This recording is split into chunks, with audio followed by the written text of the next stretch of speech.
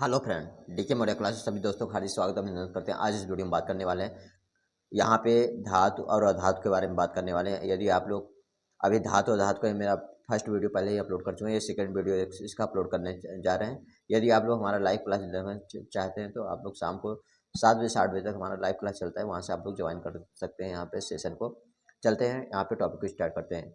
आज यहाँ पे इस टॉपिक में बात करने वाले हैं कार्बन और उसके अपरूप क्या होते हैं, उसके बारे में बात करने वाले हैं। कार्बन और इसके अपरूप क्या होते हैं, इसके बारे में बात कर लेते हैं। कार्बन एक धातु है। कार्बन एक धातु है जो अलग अलग रूपों में पाया जाता है। कार्बन एक अधातु है जो अलग अलग रूपों में पाया जाता है। इसके प्रत्येक रूप को कार्बन का अपरूप कहते हैं। इसके प्रत्येक रूप को क्या कहते हैं? कार्बन का अपरूप कहते हैं। कार्बन के अपरूप क्या है इसके बारे में देख लेते हैं। यहाँ पे कौन कौन से होते हैं? यहाँ पे हीरा होता है, ग्रेफाइट होता है, और यहाँ पे क्या होता है? विक्टिमटर फ्लोरीन होता है। यहाँ पे इसके बारे में देख लेते हैं ये क्या क्या होते हैं। हीरा क्या होता है? यह कार्बन का एक अपरूप है और अब तक का ज्ञात सबसे कठोर पदार्थ है। यह कार्बन का एक अपरूप है और अब तक का ज्ञात सबसे कठोर पदार्थ है। इसका क्वथनांक और गलनांक बहुत ही अधिक होता है। इसका क्वथनांक और गलनांक क्या होता है? बहुत अधिक होता है। इसके बारे में यहाँ पे बताया गया है। बात कर लेते हैं ग्रेफाइट का। तो यहाँ पे यह कार्बन का एक अन्य अपरूप है। यह कार्बन का क्या है? यह एक अन्य अपरूप है जो विद्युत का बहुत ही अच्छा चालक है। जो विद्युत का बहुत ही अच्छा चालक है, इसके बारे में यहाँ पे बताया गया है। यहाँ पे अगले पॉइंट में यहाँ पे बात कर लेते हैं। बुकिटर फ्लोरीन ये क्या है? यह कार्बन का अन्य अपरूप है जो 60 कार्बन के अणुओं से बना है। यहाँ पे इसकी संरचना कैसी होती है? फुटबॉल की तरह होती है। इसके बारे में यहाँ पे बताया गया है। नोट में देख लेते हैं। अधिकांश अधातुएं पानी में घुलने पर अम्लीय ऑक्साइड बनाते हैं। अधिकांश अधातुएं पानी पर घुलने पर क्या बनाती हैं? यहाँ पे अम्लीय ऑक्साइड बनाती हैं। जबकि धातुएं पानी में घुलकर क्षारीय ऑक्साइड बनाती है। जबकि क्षारीय धातुएं क्या होती हैं? यहाँ पे पानी में घुलने में क्या बनाती हैं? क्षारीय ऑक्साइड बनाते हैं। अब यहाँ पे इसके गुणधर्म देख लेते हैं। धातुएं का रासायनिक गुणधर्म क्या है इसके बारे में देख लेते हैं। धातुओं का रासायनिक जो गुणधर्म होता है, यहाँ पे क्या होता है? सभी धातुएं ऑक्सीजन के साथ मिलकर संगत धातु ऑक्साइड बनाते हैं। यहाँ पे जैसे धातु ऑक्सीजन साथ मिलकर क्या बनाता है? धातु ऑक्साइड बनाता है। उदाहरण के लिए जब कार्बन को वायु में गर्म किया जाता है तो यह ऑक्सीजन से अपक्रिया करके कॉपर ऑक्साइड बनाता है, जो कि यह क्या होता है? काला ऑक्साइड के रूप में होता है। जैसे यहाँ पे कॉपर को ऑक्सीजन के साथ क्रिया कराने पर हमें क्या मिलता है? कॉपर ऑक्साइड मिलता है। यहाँ पे इसके बारे में यहाँ पे बताया गया है। यहाँ पे इसी प्रकार एल्युमिनियम ऑक्साइड बनता है। यहाँ पे इसी प्रकार एल्युमिनियम को ऑक्सीजन के साथ क्रिया कराने में क्या मिलता है? Aluminium oxide. और ये सब क्या है? उभयधर्मी ऑक्साइड है। यहाँ पे इसके बारे में देख ले। उभयधर्मी कौन से होते हैं उसके बारे में यहाँ पे बता देते हैं।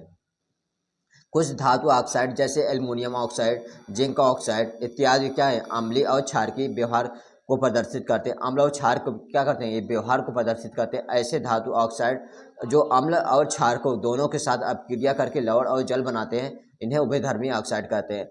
कुछ धातु ऑक्साइड जैसे एल्युमिनियम ऑक्साइड, जिंक ऑक्साइड इत्यादि अम्लीय और क्षारकीय व्यवहार करते हैं। अम्ल तथा क्षारकीय व्यवहार करते को प्रदर्शित करते हैं। ऐसे धातु ऑक्साइड को क्या करते हैं? अम्ल और क्षारक दोनों एक साथ अपक्रिया करते हैं। अम्ल और क्षार क्या करते हैं? दोनों एक साथ अपक्रिया करते हैं और यहाँ पे क्या करते हैं? लवण और जल बनाते हैं। इन्हें क्या कहते हैं? उभयधर्मी ऑक्साइड कहते हैं। जैसे यहाँ पे दिया है एल्युमिनियम ऑक्साइड, जिंक ऑक्साइड इत्यादि, ये सब क्या उभयधर्मी ऑक्साइड है। यहाँ पे उभयधर्मी है। यहाँ पे अगला यहाँ पॉइंट है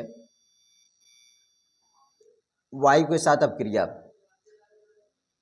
वायु के साथ अपक्रिया। धातुएं ऑक्सीजन के साथ क्रिया करके धातु ऑक्साइड का निर्माण करते हैं। धातुएं ऑक्सीजन के साथ क्रिया करके धातु ऑक्साइड का निर्माण करते हैं। जैसे धातु ऑक्सीजन के साथ क्रिया करके धातु ऑक्साइड बनाते हैं। जैसे यहाँ पे मैग्नीशियम का दहन। दहन से पहले रेजमाल से साफ करना।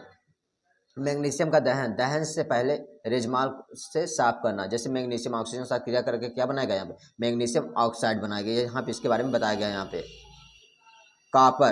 कॉपर को यहाँ तांबा का ऑक्सीजन के साथ क्रिया करने में क्या बनेगा? यहाँ पे कॉपर को ऑक्सीजन के साथ क्रिया कराने में क्या बनेगा? यहाँ पे कॉपर ऑक्साइड बनेगा। यहाँ पे इसके बारे में बताया गया है। एल्युमिनियम को ऑक्सीजन के साथ क्रिया कराने में क्या बनेगा?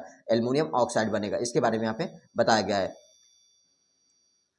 एनोडीकरण क्या है? यहाँ पे इसको देख लीजिए। एनोडीकरण एल्युमिनियम को संक्षारण से बचाने के लिए एनोडीकरण प्रक्रिया का प्रयोग होता है।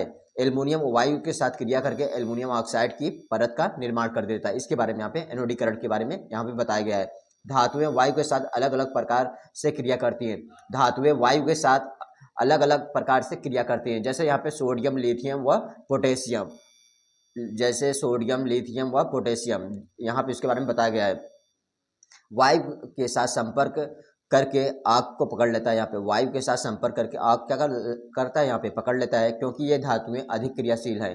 क्योंकि ये धातुएं क्या होती है, अधिक क्रियाशील होती हैं, वह इनका ज्वलन ताप कम होता है, अतः ये धातुएं वायु के संपर्क में आए, इसलिए इनको केरोसिन में डुबो कर रखा जाता है। ये जो सोडियम होता है ना, वायु के संपर्क में आएगा ना, आग पकड़ लेगा।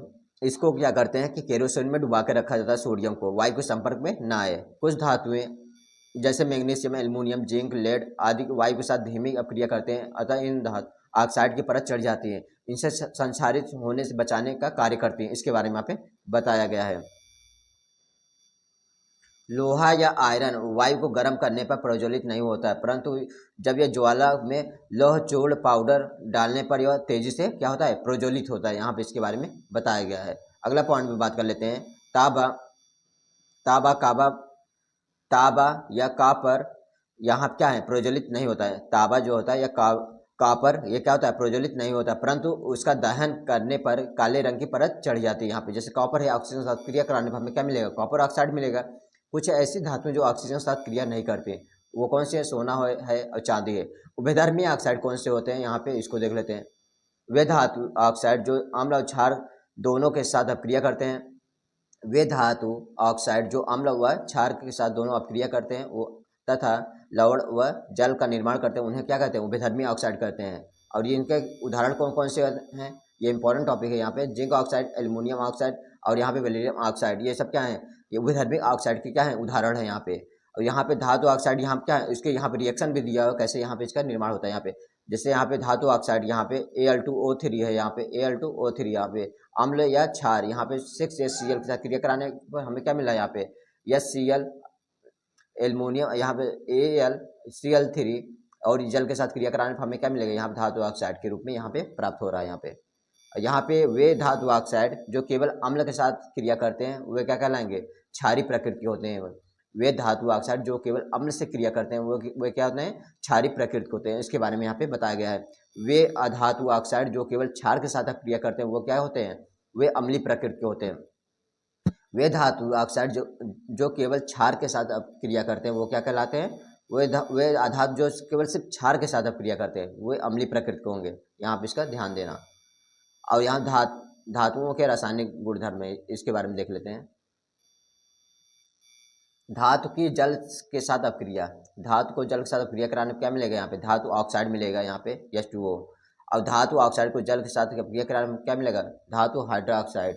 यहाँ पे इसके बारे में यहाँ पे बताया गया है, ये इंपॉर्टेंट पॉइंट। और ठंडे जल के साथ अपक्रिया, यहाँ पे गर्म जल के साथ अपक्रिया, आप लोग इस अपक्रिया को देख सकते हैं। यहाँ पे कुछ धातुएं केवल ठंडे जल के साथ क्रिया करती हैं, जैसे यहाँ पे सोडियम, यहाँ पे क्या है, जल के ठंडे जल के साथ H2O के साथ ये क्रिया कराने पर हमें क्या मिलेगा, सोडियम हाइड्रोक्साइड, और यहाँ पे हाइड्रोजन गैस के रूप में प्राप्त होगा। यहाँ पे गर्म जल के साथ क्रिया कराने में हमें क्या मिलेगा, कुछ धातुएं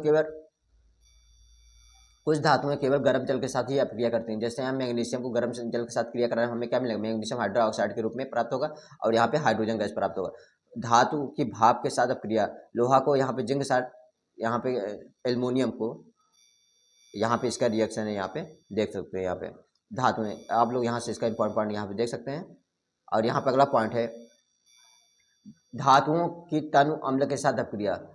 तनु जिस विलयन में जल की अधिक मात्रा होती है उसे क्या कहते हैं, तनु कहते हैं। जिस विलयन में जल की अधिक मात्रा होती है उसे क्या कहते हैं, तनु कहते हैं। सांद्र किसे कहते हैं, जिस विलयन में जल की मात्रा कम होती है उसे क्या कहते हैं, उसे सांद्र कहते हैं। तनु किसे कहते हैं, जल की मात्रा अधिक हो। तनु धातु में तनु अम्ल से अपक्रिया, जिस विलयन में जल की मात्रा अधिक हो उसे तनु कहते हैं। सांद्र किसे कहते हैं, जिस विलयन में जल की मात्रा कम हो उसे सांद्र कहते हैं। यहाँ पे ये इंपॉर्टेंट पॉइंट है, इससे आप लोग देख सकते हैं। जल के साथ अपक्रिया, जल के साथ अपक्रिया, इसके बारे में यहाँ पे बताया गया है।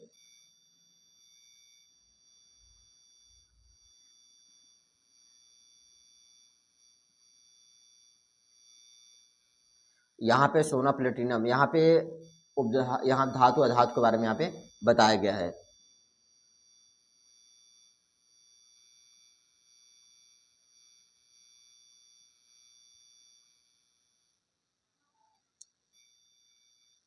अब बात कर लेते हैं सक्रियता श्रेणी। वह सूची जिसमें धातुओं की क्रियाशीलता को आरोही क्रम में व्यवस्थित किया जाता है।